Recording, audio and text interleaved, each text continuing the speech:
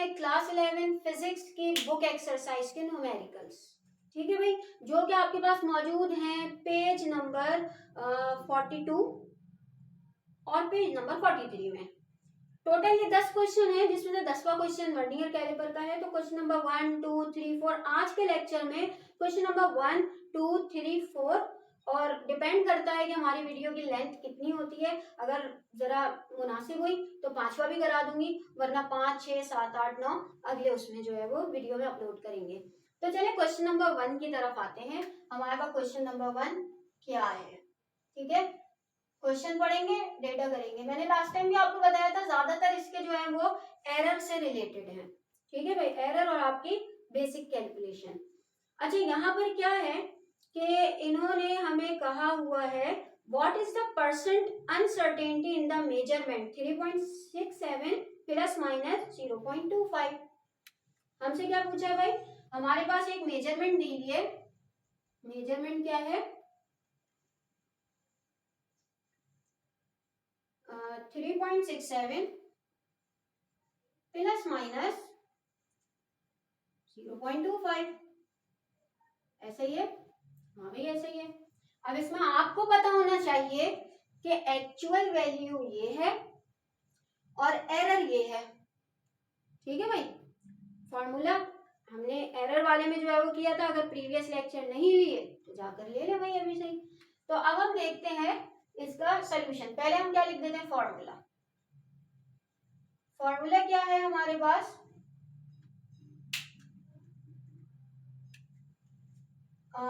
Percentage uncertainty is equal to, आप error ले लें या आपकी बुक में जो है वो दिया हुआ है एब्सोल्यूट अनसर्टेनिटी दिया हुआ है, ठीक है, एरर। और ये आ गया हमारे पास एक्चुअल वैल्यू मल्टीप्लाई बाय 100। ये हमारे पास फॉर्मूला है, ठीक है भाई। फॉर्मूला में हम क्या करेंगे, अपनी वैल्यूज पुट करेंगे। पहला तो आपको पता है, पहला आसान होता है। जैसे जब हम खेल रहे होते हैं ना, वो कहते हैं यार पहली बॉल ट्राई होती है।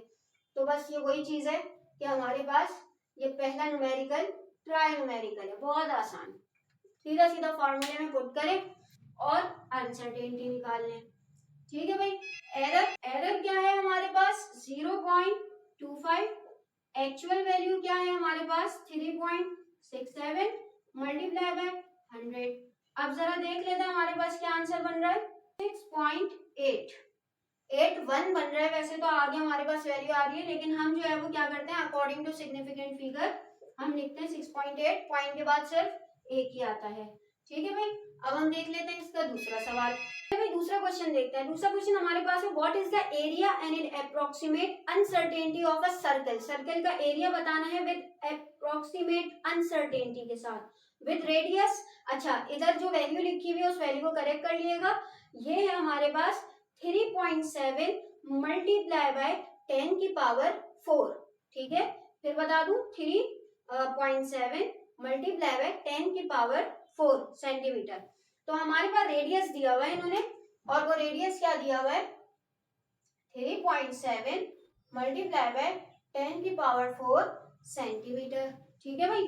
और बस इसके अलावा और कुछ नहीं दिया हुआ, बल्कि हमसे पूछा है कि हमें जो है वो क्या बतानी है, एरिया बताना है विद अप्रोक्सीमेट अनसर्टेनिटी के साथ, ठीक है भाई। सबसे पहले हम क्या करते हैं, एरिया मालूम करना है हमें, ठीक है, विद अप्रोक्सीमेट अनसर्टेनिटी। अब हम करते हैं एरिया का फॉर्मूला। सर्किल का फॉर्मूला है, सर्किल का एरिया है, आपको पता है एरिया बराबर होता है पाई आर स्क्वायर, ठीक है भाई, पाई आर स्क्वायर, यानी कि ए इज इक्वल टू हमारे पास 3.14, ये कितना है 3.7 मल्टीप्लाई बाय 10 की पावर 4 का स्क्वायर। फिर उसके बाद अब हम इसका स्क्वायर निकालते हैं। इसका स्क्वायर क्या निकलता है हमारे पास 3.14 मल्टीप्लाई बाय 13.69 मल्टीप्लाई बाय 10 की पावर 8, ठीक है भाई। अब इनको मल्टीप्लाई करके देख लेते हैं एरिया क्या निकल रहा है हमारे पास। अच्छा जी, ये मेरे पास आ रहा है 42.9866 मल्टीप्लाई बाय 10 की पावर 8। मैं इसको इस तरह कर दूं, a इज इक्वल टू 4.29, ठीक है। मल्टीप्लाई बाय 10 की पावर 9। ठीक, क्योंकि बुक का आंसर कुछ इसी तरीके से आ रहा है और आपको पता है अमूमन 1 के बाद पॉइंट लगा देते हैं। ठीक है, अकॉर्डिंग टू सिग्निफिकेंट रूल 9 को ड्रॉप करेंगे, राउंड ऑफ करेंगे और इसको जो है वो 3 कर देंगे। 4.3 मल्टीप्लाई बाय 10 की पावर 9 और ये हो जाएगा सेंटीमीटर स्क्वायर। ठीक है, सेंटीमीटर ही था क्योंकि ये सेंटीमीटर है, इसका स्क्वायर निकलेगा तो सेंटीमीटर स्क्वायर भी हो जाएगा। एरिया तो निकल कर आ गया। अब मुझे क्या करना है, अब मुझे मालूम करनी है अनसर्टेनिटी। अनसर्टेनिटी का तो फॉर्मूला अगर आपको अभी पिछले ही हमने किया है कि हम क्या करते हैं, एरर के बाद लगाते हैं हम एक्चुअल वैल्यू। ठीक है, और उसके बाद मल्टीप्लाई बाय 100 कर देते हैं। लेकिन यहाँ पर मामला कुछ दूसरा है, यहाँ पर हम फॉर्मूला थोड़ा सा चेंज करेंगे क्योंकि फॉर्मूला भी है हमारे पास वॉल्यूम का। वो क्या है, हमारे पास डेल्टा ए यानी कि change in area upon A जो मेन एरिया होगा is equal to delta R यानी कि जो भी आपका एरर आया है एरर के साथ अपॉन आर। ये है मालूम क्या करना है हमें, डेल्टा ए यानी कि डेल्टा का मतलब क्या है पहले वो बता देती हूँ मैं। डेल्टा मतलब है यानी कि एरर के साथ कितना हो सकता है। ठीक है, तो हमें ये एरर के साथ इसकी क्या वैल्यू निकल सकती है वो मालूम करनी है। तो फॉर्मूले को क्या करेंगे हम कि डेल्टा ए को यहीं छोड़ते हैं, डेल्टा आर यहाँ आ गया अपॉन आर मल्टीप्लाई बाय ए यहाँ पर आ गया। अब देखिए मसला ये है कि रेडियस की वैल्यू मुझे पता है क्या है, एरिया की वैल्यू क्या आई है वो भी मुझे पता है। ठीक है, डेल्टा आर क्या है वो तो हमें दी भी नहीं है सवाल में, यानी कि एरर क्या है। याद रखिएगा जब कभी भी आपको एरर गिवन ना हो तो आपने क्या करना है कि जब आपको एरर गिवन ना हो तो खुद से अज्यूम करना है उसकी छोटी वैल्यू। यहाँ पर 3.7 है, इसकी सबसे छोटी वैल्यू हमारे पास 0.1 होगी। याद रखिएगा खुद से अज्यूम करते हैं, 0.1 ही अज्यूम करते हैं। ठीक है, तो अब अगर मैं यहाँ पर एरर 0.1 अज्यूम करूं, चाहे तो लिख भी लें। ठीक है, as uncertainty error is not given, so we assume 0.1 जो कि प्लस माइनस 0.1 हम अज्यूम करेंगे। ठीक है, प्लस माइनस तो लिखते नहीं है फॉर्मूले में, तो ये हो जाएगा delta A is equal to 0.1।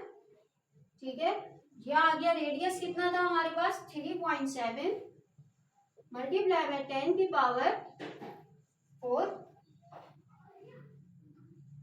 Multiply by ये आ गया जो अभी हमारे पास मेन वैल्यू बनी है 4.3 मल्टीप्लाई बाय 10 की पावर 9। अब इसको सॉल्व करके देख लेते हैं। डेल्टा ए मेरे पास क्या आ रहा है, इसको कैलकुलेट करके जो कि अच्छा यहाँ पर मैं ये बता दूं कि ये जो है वो अज्यूम वही करेंगे जो यूनिट हमें यहाँ पर दी होगी। तो ये 0.1 मल्टीप्लाई बाय 10 की पावर 4 है, तो अज्यूम भी 0.1 मल्टीप्लाई बाय 10 की पावर 4 ही करेंगे। ठीक है, एक्सपोनेंट वही लगाने जो हमें मेन रीडिंग में दिए होंगे।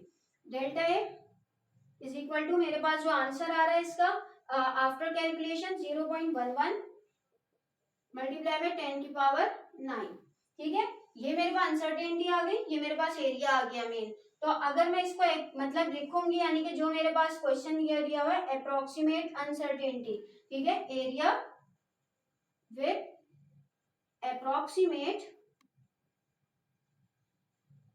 अनसर्टेनिटी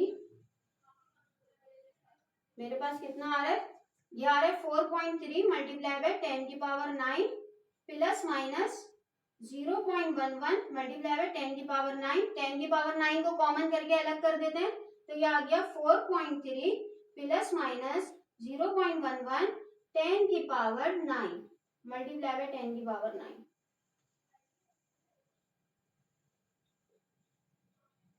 ठीक है, कॉमन लेकर हमने इसको सॉल्व कर दिया। तो इस तरीके से हमारा ये दूसरा सवाल भी सॉल्व हो गया। चलिए आप तीसरे सवाल की तरफ आते हैं। तीसरा सवाल है हमारे पास an aeroplane travels at 850 kilometre per hour. ठीक है भाई, ये क्या दी हुई है, इसकी स्पीड दी हुई है कितना भाई, स्पीड हमें दी हुई है ये 850 किलोमीटर पर आवर। हमसे क्या कहा है इन्होंने, how long does it take to travel 1 kilometre. 1 kilometre अगर इसने जाना है तो ये कितना टाइम लेगा। ठीक है। ये एक तो फर्स्ट ये हमें कितना डिस्टेंस दिया हुआ है, वो कितना दिया हुआ है भाई 1 किलोमीटर। किलोमीटर तो सही है। अच्छा हमें जो है वो बेसिकली सबसे पहले स्पीड को पर आवर की बजाय पर सेकंड में चेंज करना पड़ेगा। सेकंड का आवर कहाँ पर है, नीचे है, तो ये तो 850 तो किलोमीटर ही है, इसको तो सही है। 1 आवर यानी 1 मल्टीप्लाई बाय 60, क्योंकि 1 घंटे में 60 मिनट और 1 मिनट में 60 सेकंड होते हैं, 60 60 636, तो यानी हो जाएगा 850 डिवाइडेड बाय 3600। ठीक है भाई, और अब इसे सॉल्व करके देखते हैं हमारे पास क्या बन रहा है। ये बन रहा है 0.236 किलोमीटर पर सेकेंड। ठीक है भाई, हमसे क्या सवाल पूछा है भाई, हमसे पूछा है कि टाइम बता दें आप। चलिए बता देते हैं सॉल्यूशन।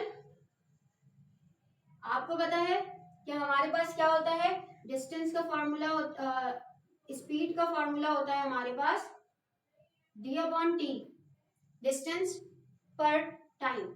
ठीक है, तो हमें टाइम मालूम करना है, इसको यहाँ लेकर आते हैं, इसको यहाँ t is equal to d/s।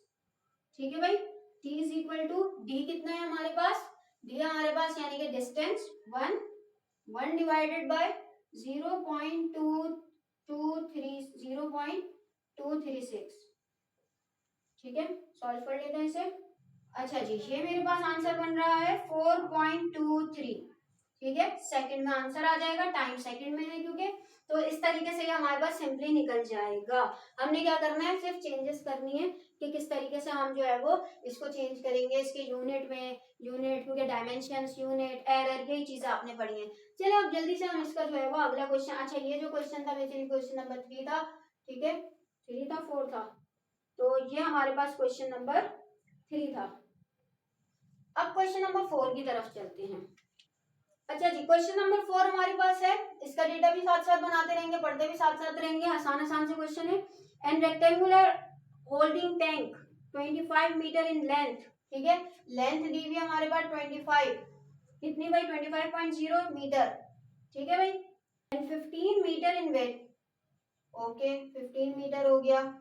आगे भाई फिर ये कह रहे हैं कि is used to store water for short period of time in industrial plant if 2980 meter cube volume दिया हुआ है 2980 metre cube, water is pump into the tank, what is the depth of the tank. अगर इतना पानी आया है उसके अंदर, जो कि उसका मेन वॉल्यूम होगा, लाजमी सी बात है, तो आप बताएं उसकी डेप्थ कितनी होगी। डेप्थ की बात कर रहे हैं, वही बात है, बात गहराई की कर रहे हैं। अगर हम नीचे से देखेंगे तो हम क्या हाइट की बात कर रहे हैं कि नहीं। फर्ज के तौर पे मैं देख रही हूँ यार ये कुआं कितना गहरा है, और अगर कोई इंसान इस कुएं के अंदर गिरा हुआ हो तो वो क्या बोलेगा, यार इस कुएं की हाइट कितनी है। बात वही हो गई ना हाइट वाली। ठीक है, इस चीज को समझिएगा। तो ये हाइट हमें मालूम करनी है, बहुत आसान है भाई। फॉर्मूला वॉल्यूम बराबर है length multiply by weight multiply by height. ठीक है भाई, इसी से ही कर लेते हैं। तो लेंथ कितनी है, वॉल्यूम कितना है भाई 2980 इज इक्वल टू लेंथ है 25 मल्टीप्लाई बाय वेट है 15 मल्टीप्लाई बाय हाइट। सही है भाई। अब क्या करते हैं, 15 और 25 को मल्टीप्लाई कर देते हैं। 2980 is equal to 375 multiply by height. 2980 divided by 375 is equal to height. इसको इधर ले आई मैं। अब क्या करना है भाई, 2 मेरे पास height is equal to 7.94 metre. ठीक है भाई, मीटर क्यूब था, ये मीटर है, मीटर स्क्वायर, सॉरी दोनों मीटर मीटर के मल्टीप्लाई हो गए ना, तो मीटर स्क्वायर, तो क्या बचेगा 1 मीटर बचेगा, तो यहाँ पर सिर्फ मीटर आएगा। ठीक है, तो जरा इसका भी ख्याल रखिएगा यूनिट का, तो इसको आपने कैसे सॉल्व करना है। चलिए टाइम है, 5वां क्वेश्चन भी कर लेते हैं ताकि हमारे पास 5 निकल जाए, अगली वीडियो के लिए सिर्फ हमारे पास 4 हो। ठीक है, अब इसको 5वें को सॉल्व करते हैं। तो भाई क्वेश्चन नंबर 5 ये रहा आपकी कंप्यूटर स्क्रीन पर। हमारे पास सवाल है, find the volume of rectangular underground water tank has storage facility of 1.9 metre by 1.2 metre by 0.8 metre. बहुत आसान है। फिर उसके बाद हमसे जो है वो रेक्टेंगुलर वॉल्यूम पूछा है। ठीक है, वॉल्यूम बताना है। हमारे पास जो है वो बाय बाय करके दे दिया, तो बाय बाय क्या होता है, वो लेंथ ही होती है ना उसकी। तो अगर एक लेंथ है, दूसरी विड्थ है और तीसरी हाइट है फर्स्ट तौर पे, तो हमारे पास अकॉर्डिंग टू रिस्पेक्टिवली बोलते हैं ना भाई हम, तो 1.9, 1.2 और 0.8, ठीक है। और ये कितना है बेसिकली मीटर, तो लगा देते हैं आगे। आपने क्या मालूम करना है भाई, वॉल्यूम। आप लोग भी सोच रहे होंगे यार क्लास 11 कितनी आसान है ना, इतना आसान आसान सॉल्यूशंस हैं। तो मैं आपको बोलूंगी रुको जरा, सब्र करो, अभी जरा अगले चैप्टर भी आने दो, ठीक है, फिर पता चलेगा आपको। तो खैर इतना मुश्किल भी नहीं है, मैं डरा नहीं रही, इससे डरिएगा बिल्कुल भी नहीं, ठीक है, आप लोग कर लेंगे, बहुत आसान है। चीज समझी भी हो तो आसान लगता है, यही चीज जिसने नहीं समझी होगी वो सर पकड़ के बैठ जाएगा यार वॉल्यूम कैसे निकालें। ये वॉल्यूम आपने समझा हुआ है बचपन में, छोटी छोटी क्लासेस में, तभी आपको ये आसान लग रहा है। याद यकीन कर ले, जिसने छोटी क्लासों में अच्छी तरह नहीं पढ़ा होगा वो इस टाइम आ रहा होगा ये वॉल्यूम का फॉर्मूला इतना मुश्किल क्यों है, ऐसा भी होगा, आपने पढ़ा हुआ है इसलिए आपको आसान लग रहा है। 1.9, 1.2, 0.8, तो ये आ गया मेरे पास 1.824, ठीक है भाई।